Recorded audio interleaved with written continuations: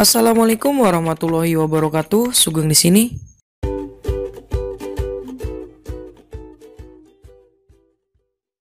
Oke teman-teman semua, kita ke part 11 ya. Prediksi UTBK 2021 tipe soal TPS. Oke, tanpa berlama-lama kita langsung aja ke nomor 1. Oke, untuk nomor 2 dia tentang KPK teman-teman. Anip, Nian, dan Reni mengikuti les piano di Lembaga Bimbingan Musik Mas Kumambang. Anip les setiap 4 hari sekali. Nian setiap 5 hari sekali. Reni setiap seminggu sekali.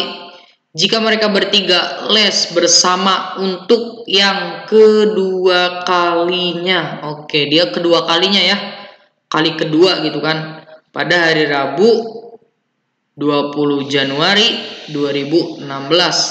Maka kapan mereka bertiga les bersama-sama untuk pertama kalinya? Oke. Biasanya soal itu pertama kalinya diketahui ditanyakannya misal pertemuan berikutnya ya, tapi dia yang pertemuan kedua dan yang ditanyakan itu pertemuan pertama gitu. Sebenarnya sama aja, cuma dia nanti mundur gitu kan. Nah oke, cara pertama itu kita cari KPK-nya dong. Nah berarti kita langsung aja nih si Anip ya. Si Anip itu berapa hari sekali? 4 hari ya. 4 hari sekali. Kemudian si Nian itu 5 hari sekali. Dan yang terakhir si Reni yaitu 7 kali sehari ya. Seminggu kan 7 kali nanti dia. 7 hari maksudnya kan. Nah, cara mencari KPK dari sini gimana? Ya tinggal kaliin aja kan. Berapa nih? 4 kali 5 kali 7, 4 kali 5 20. 20 kali 7 berapa? 140. Jadi, dia itu akan bertemu kembali 140 hari sekali gitu kan. Atau 140 hari yang akan datang. Bisa juga 140 hari yang lalu. Kalau dia nanyanya yang pertamanya gitu. Berarti kita nanti tinggal ngitung mundur aja kan. Nah berarti kita catat dulu. Dia itu kan yang keduanya itu hari Rabu 20 Januari 2016. Berarti dia nanti Desember 2015, kemudian November, Oktober, dan seterusnya gitu ya. Gimana dia harinya 140. Nanti kita bagi aja. Oke, pertama kita cari tahu dulu harinya ya.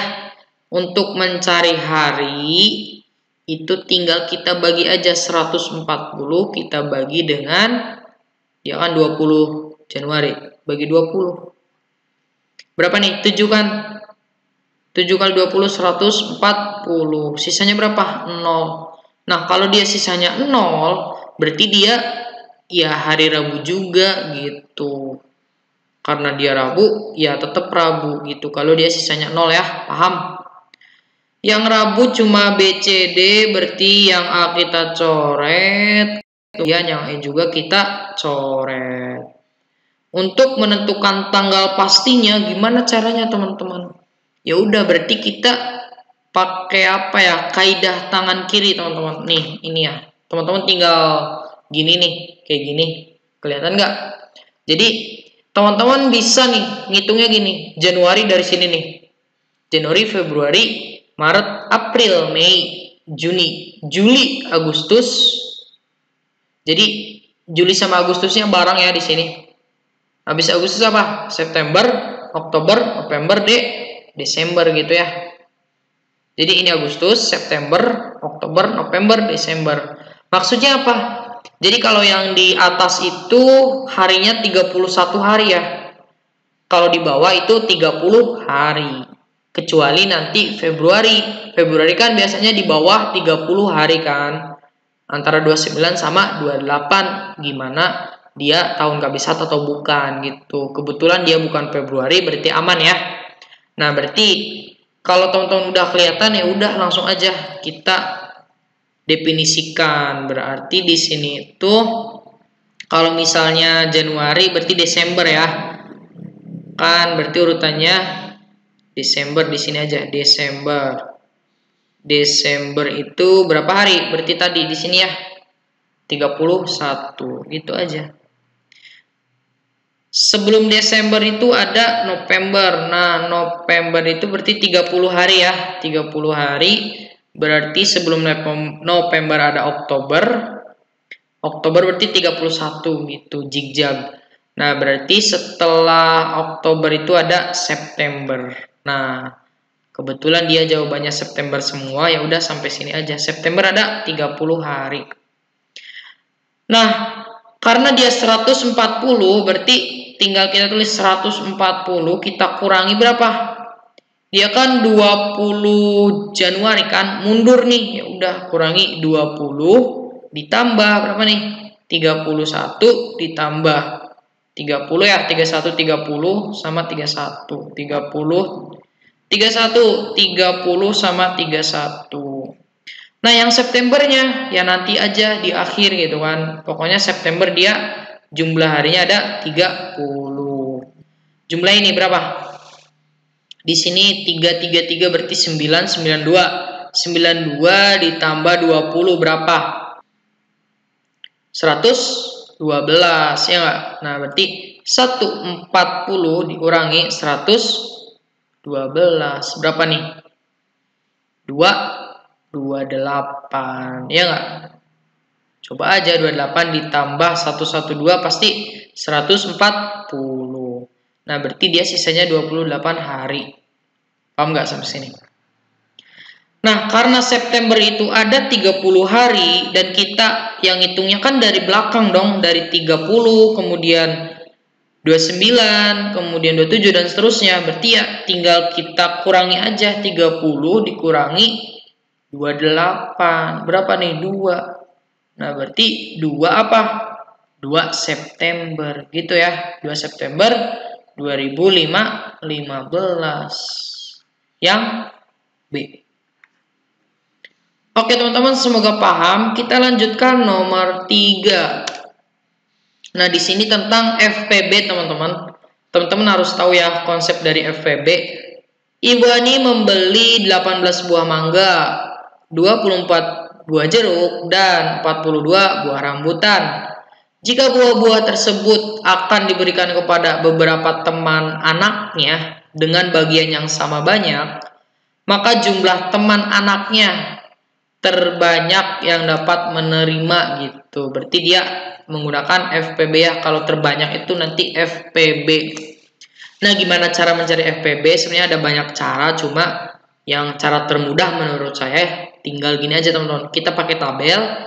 Kan 18, 24, kemudian 4, 42.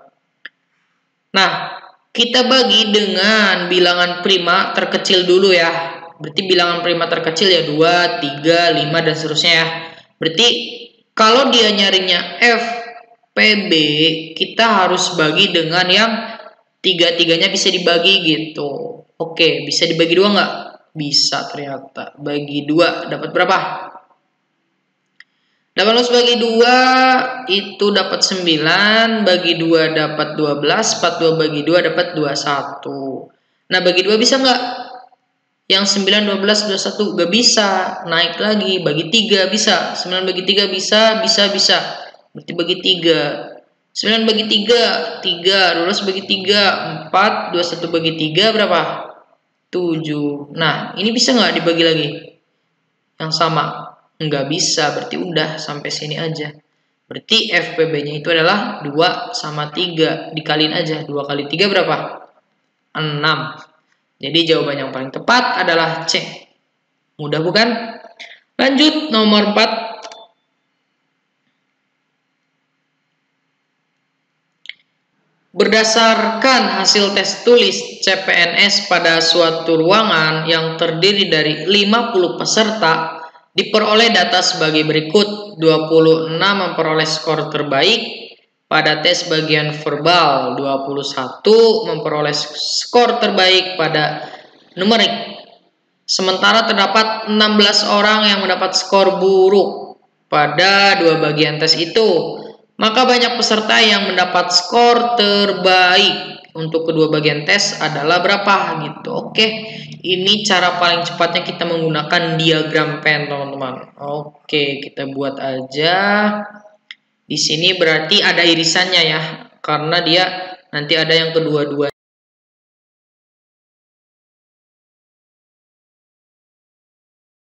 Jadi kemudian sama numerik. Yang verbal itu katanya taruhlah yang di dalam itu, yang di dalam lingkaran ini ya, yang terbaiknya gitu kan. 26 nih, verbal 26. Kemudian si numeriknya berapa? 21. Terus sementara 16 yang mendapat skor buruk berarti di luar 16 gitu ya. Ini semestanya ada 50. Berarti yang ditanya yang di tengah-tengah ya, yang X. Nah, oke teman-teman, kita harus definisikan dulu nih.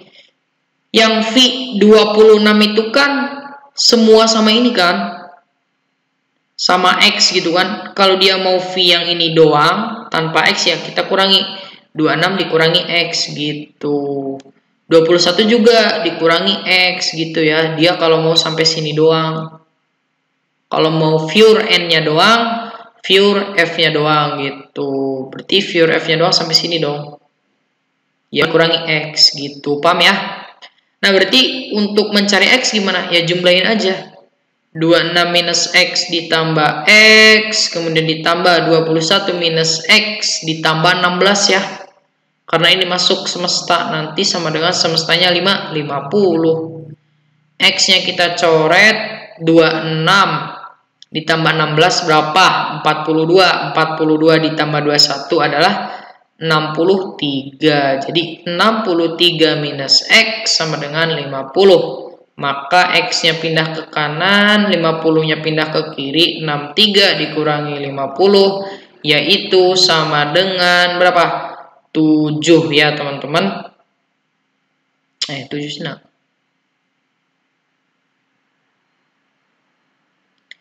13. Berarti jawaban yang paling tepat adalah C. Gitu teman-teman. Lanjut nomor 5.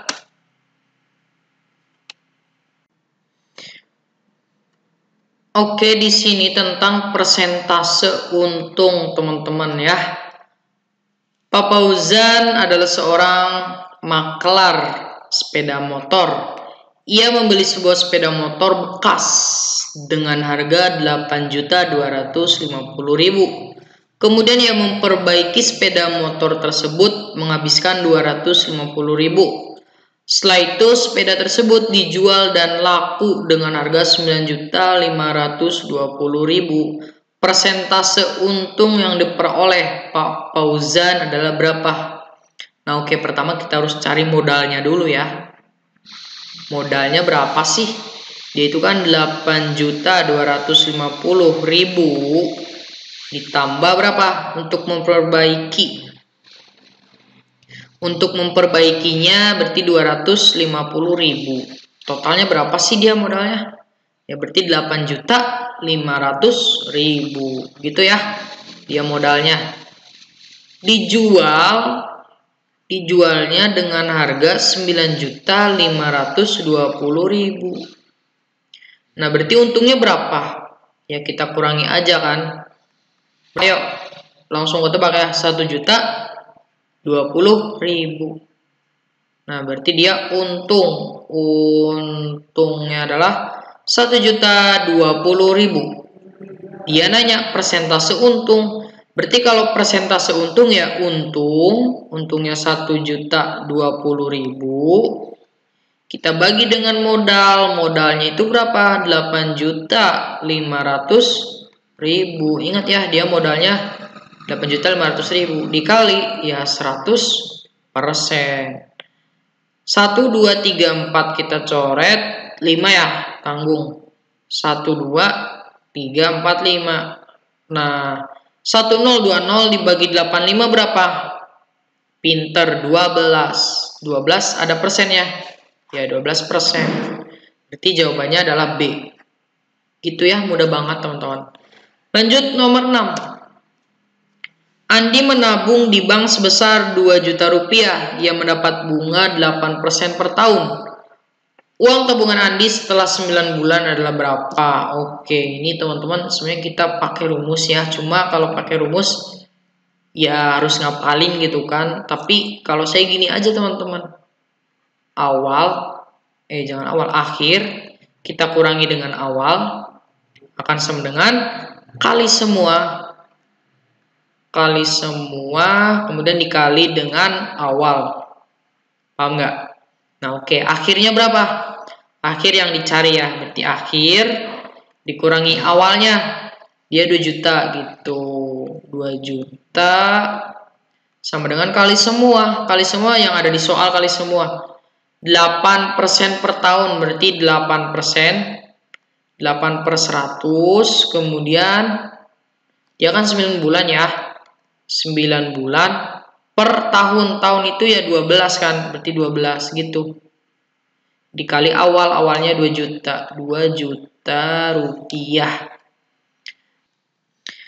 Oke, kita tinggal coret-coret aja teman-teman. Nolnya ada 2, berarti bisa kita coret di sini. Kemudian 12 dibagi 4 dapat 3, bagi 4 dapat 2. 9 dibagi 3 dapat 3, 3 bagi 3 dapat 1. 2 kali 3, 6. 6 kali 2, 12. Berarti dia itu 12. Nolnya berapa sih? Itu 2, 3, 4. Nolnya 4. 1, 1, 2, 3. Gitu kan? Berarti 120.000. Nah, di sini kan ada akhir dikurangi 2 juta. Nah, berarti akhirnya berapa? Ya udah, 120.000 ditambah 2 juta. 2 juta. Jadi berapa? Akhirnya akan menjadi 2.120.000. Gitu ya. Ada nggak nih? Yang A gitu, mudah banget kan. Jadi gak usah ngapalin rumus, apalin ini aja. Akhir dikurangi awal kali semua dikali awal gitu. Lanjut kita ke nomor 7 teman-teman. Nah, setelah 9 bulan uang tabungan Susi di koperasi berjumlah 3.815.000. Koperasi memberikan jasa simpanan berupa bunga 12% per tahun.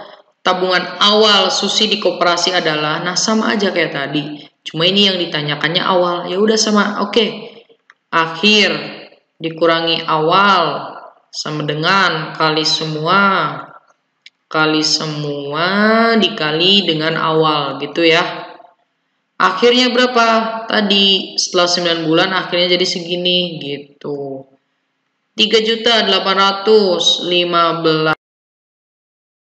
dikurangi awal yang ditanyakan sama dengan kali semua.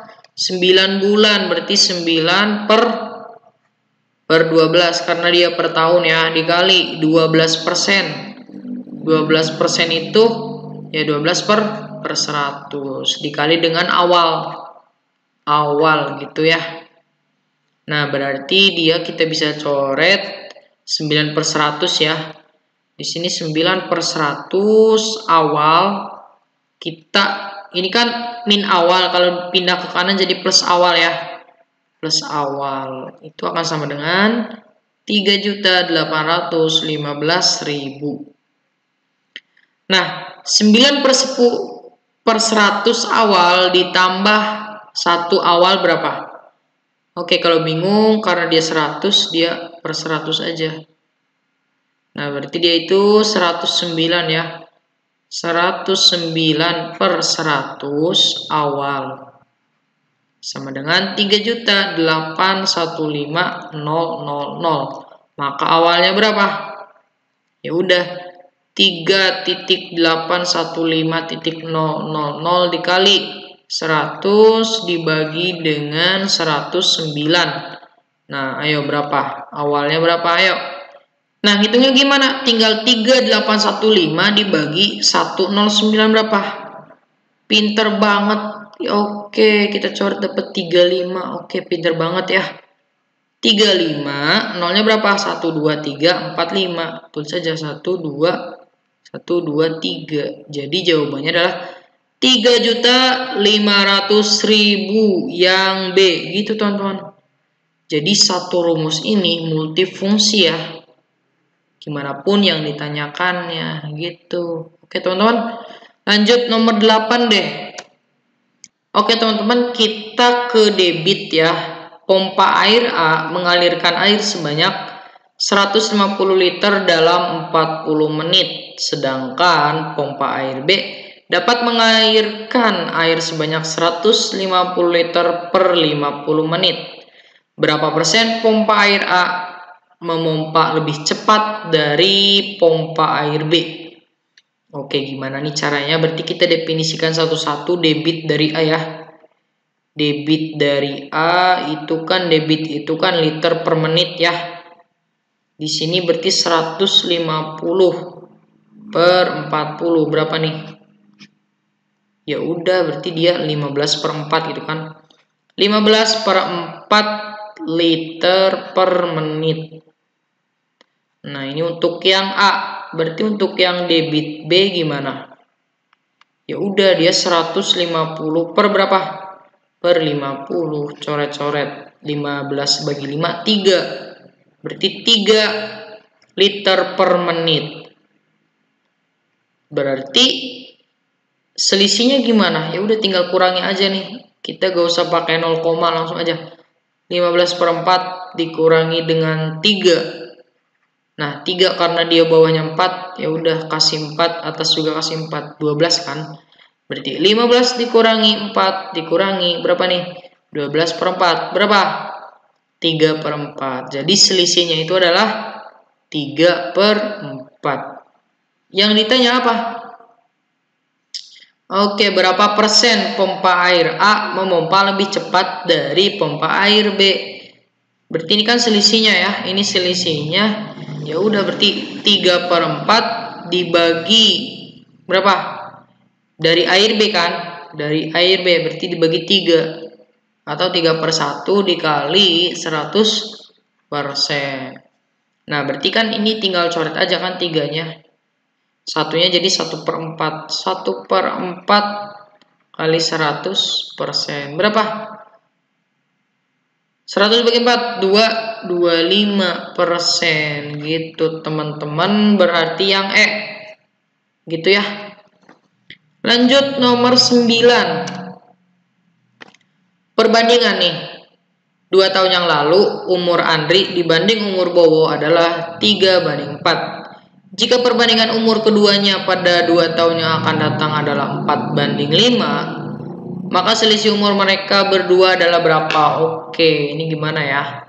Berarti kalau dia tentang umur, kita definisikan dulu ya. Misalnya umur A itu adalah umur Andri. Dan Bowo itu umur Bowo sekarang gitu ya. Berarti misalnya 2 tahun yang lalu, berarti Andri dikurangi 2, Bowo pun dikurangi 2, akan menjadi 3:4. Ini yang pertama ya. Jika perbandingan umur keduanya pada 2 tahun yang akan datang, berarti A plus 2, B juga plus 2, itu akan menjadi 4/5. Maka selisih umur mereka berdua berapa? Kita bisa cari dulu nih kali silang. Kali silang dapat berapa nih? 4A minus 8 sama dengan 3B minus 6.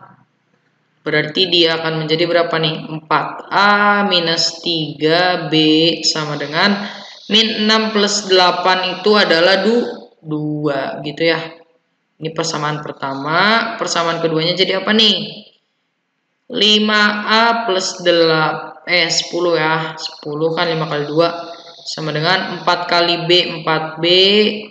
Kemudian kita tinggal kali 8 ya, tambah 8. Maka 5A minus 4B akan sama dengan 8 dikurangi 10 minus 2. Nah, berarti bisa kita ini adalah yang kedua. Nah, bisa nggak nih kita selisih? Berarti 4A tulis di sini aja. 4A minus 3B sama dengan 2 dengan 5A minus 4B sama dengan minus 2. Nah, biar sama berarti dikali berapa ya? Misal B-nya mau dihilangin berarti dikali 4. Yang ini pun dikali 3. Kali 4 aja dapat 16A minus 12B sama dengan 8. 3 15A minus 12B sama dengan berapa? Minus 6. Karena dia sama negatif-negatif ya, berarti dikurangi teman-teman. Coret 16 dikurangi 15 berarti A. Ini berapa? 8 min 6 berarti 14 gitu ya. Berarti A-nya dapat 14. B-nya berapa dong? Berarti tinggal masukin aja nih sini misalnya.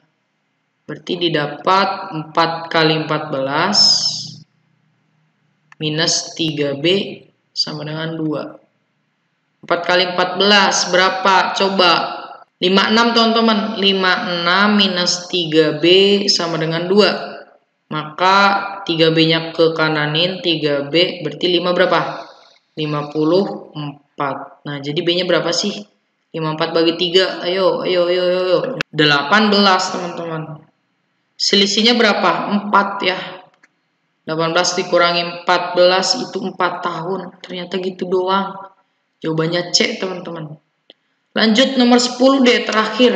Ini tentang bangun datar teman-teman. Perhatikan gambar jajar genjang berikut. Panjang LM. Mana LM? LMO yang ini. Berapa? Ayo ada yang bisa? Ayo gimana? Ayo. Nah oke. Kita luas itu apa sih luas? Luas jajar genjang. Nah luas jajar genjang itu kan ya sebenarnya kayak luas persegi aja gitu, panjang kali lebar. Cuma kita harus tahu dulu panjangnya berapa, lebarnya berapa gitu, atau alas kali tinggi lah, sama aja alas kali tinggi.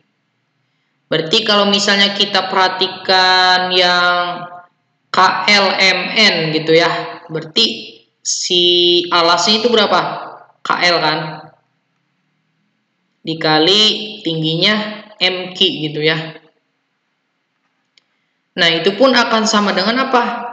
Akan sama dengan kalau misalnya kita lihatnya dari NK sama LM.